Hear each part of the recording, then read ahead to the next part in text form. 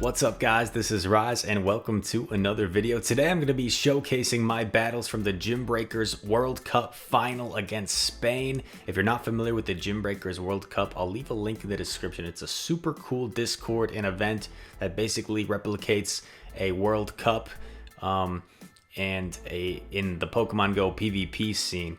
And it follows the Sylph Cup format from the current month. Team USA, we have now won it 3 months in a row, which is pretty cool.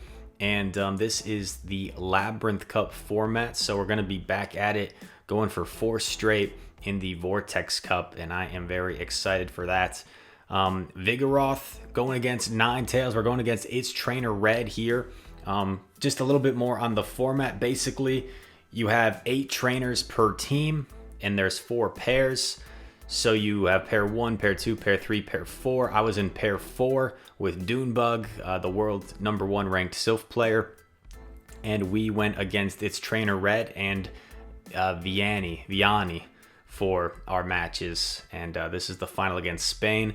I had a really good run up until this point. I think I had only dropped 3 games all tournament long, maybe 4. And yeah, so I was playing pretty well in this meta.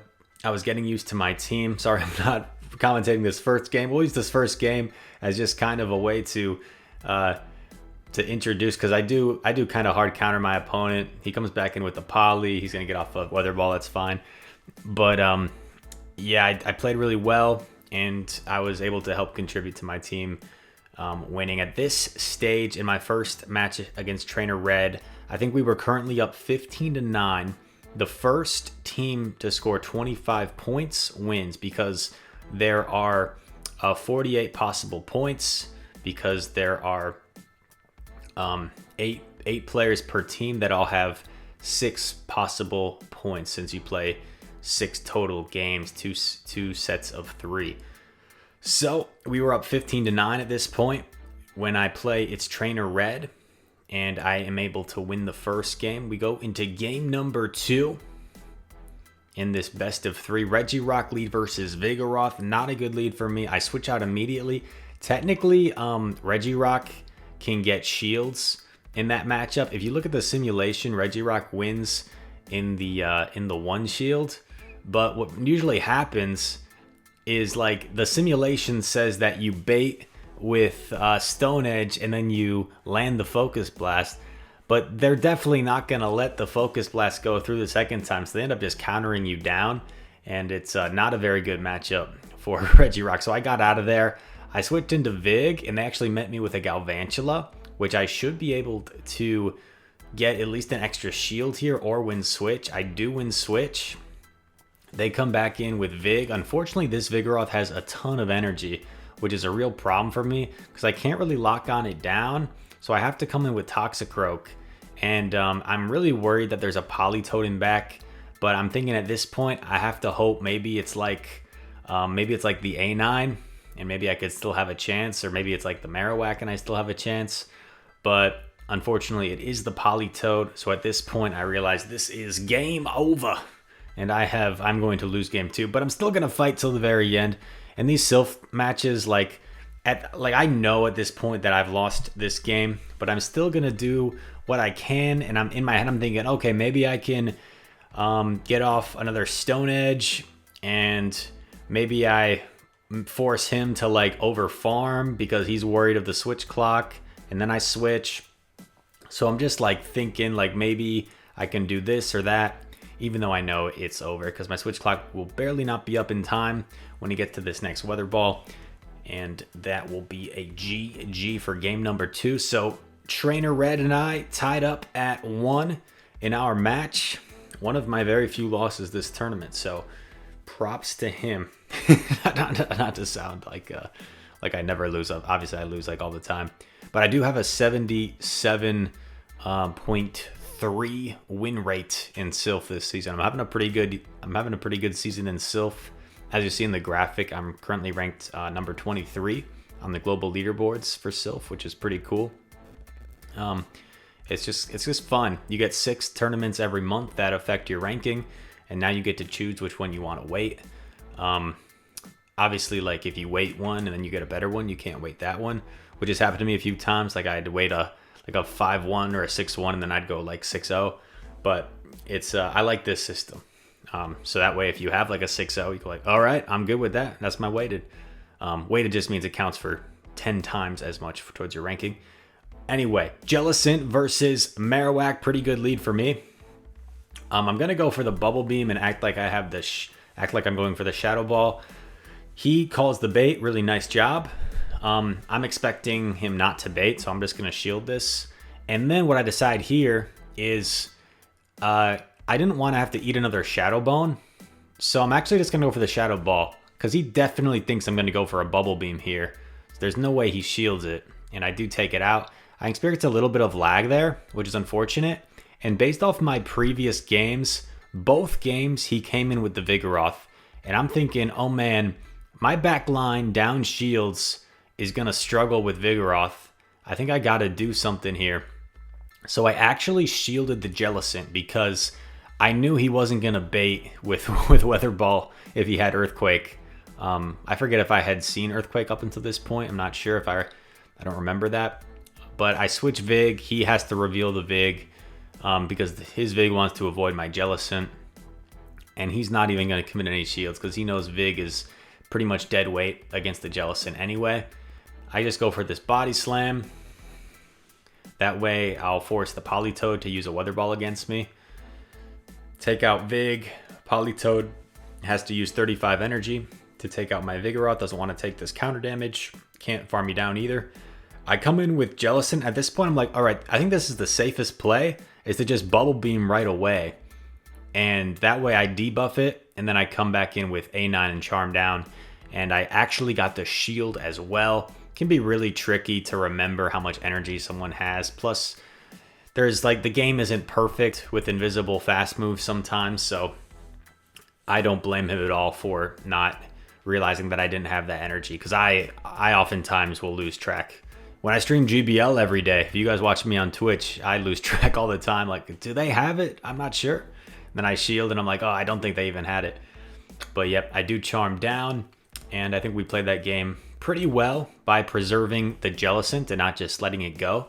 Because if we let that Jellicent go with the Earthquake, that Vig is a lot of trouble, shields up. Going against Vonnie.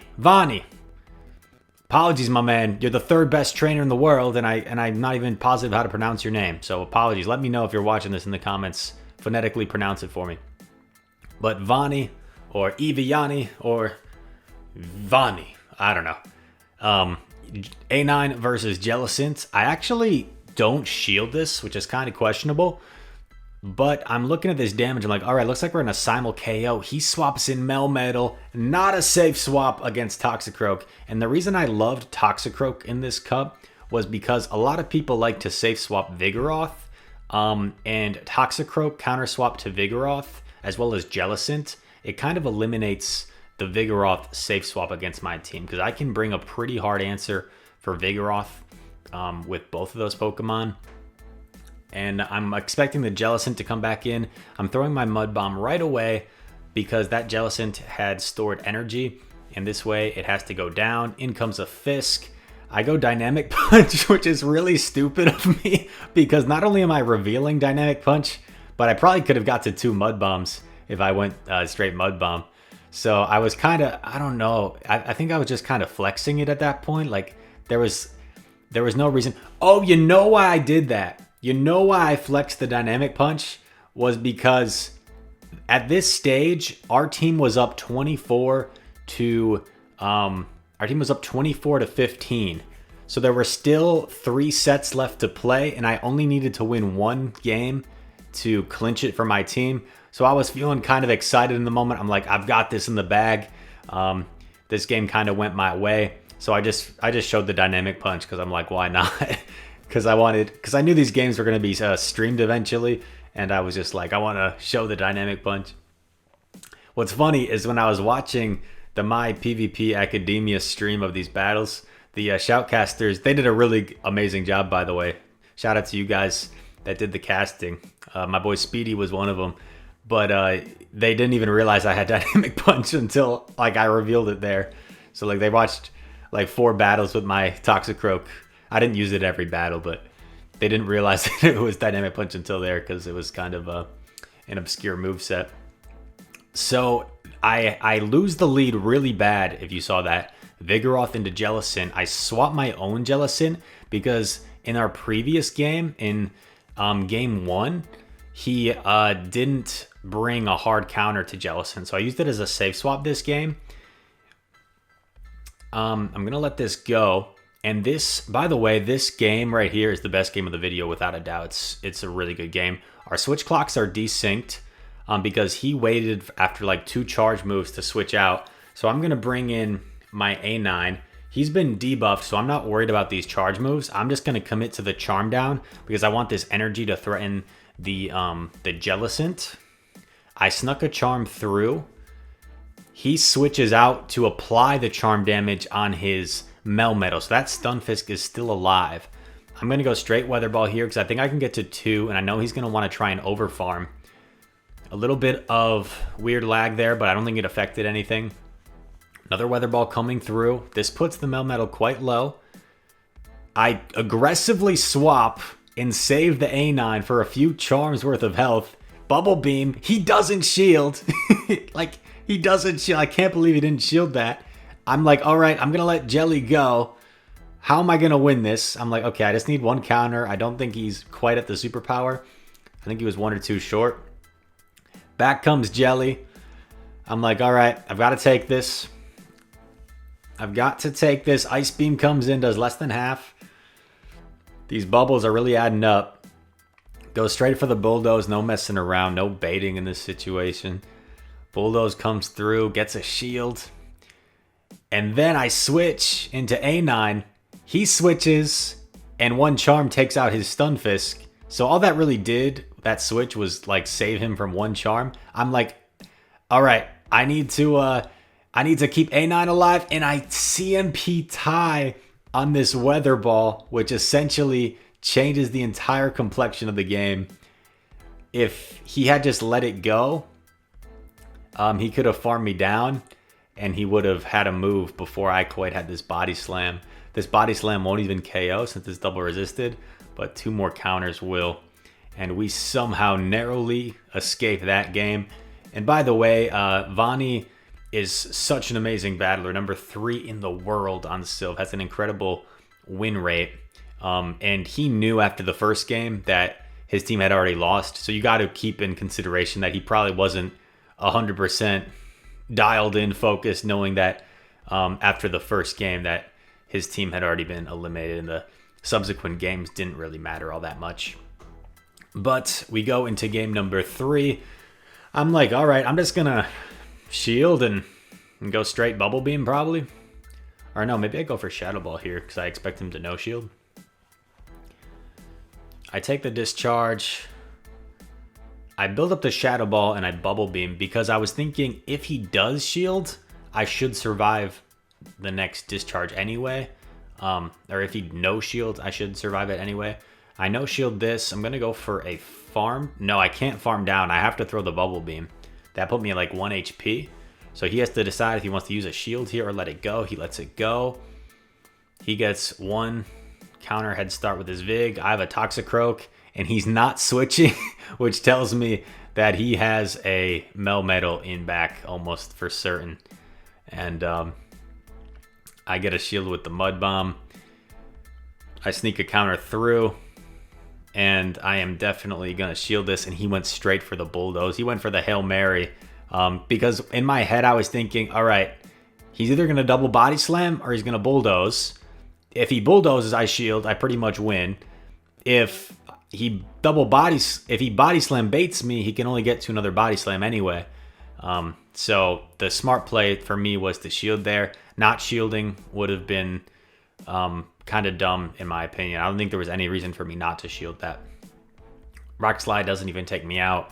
Toxicroak counters down, and I get a 5-1 in the final. I think the only person to outdo me was Big Green, who had a 6-0 for our team in the final. Amazing stuff. We were able to beat Spain 27-15. And the crazy thing about that was Dunebug, who's the #1 ranked Sylph player in the world. He's also my teammate with Mazer Gaming. He did not even have to play in the finals because our team had already clinched it before he had played his matches. So pretty crazy there. Great games to Spain. And also with this win, Team USA, we've actually clinched the #1 overall spot in Gymbreakers history in terms of like total points and finishes allocated. So GG's to all my teammates.